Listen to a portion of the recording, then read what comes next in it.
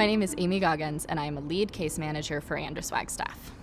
In my view, we kind of can split the paralegals here into kind of two different subsets. We have what I call the litigation paralegals, which I've done a little bit on that side, and then we have the case management team.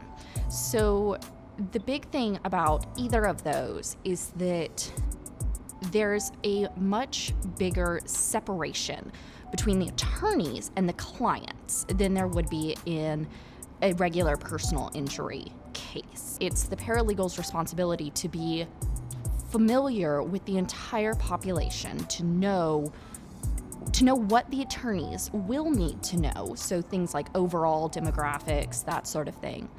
On the litigation paralegal side of things, I think probably the biggest difference is the discovery, because the paralegals are expected to help with the process of the discovery. The paralegals are expected to be familiar with the experts and the studies. If an attorney says, hey, I need you to give me this study from 2009, you have to know what they're talking about, because they don't always know what they're talking about, and you have to have it ready to hand. I think the trial process itself is fairly similar, except that you have to be aware that even though this trial is happening for one person, if it's a bellwether, you are still representing the other 1,000 cases, and you have to be prepared for that trial to impact those cases.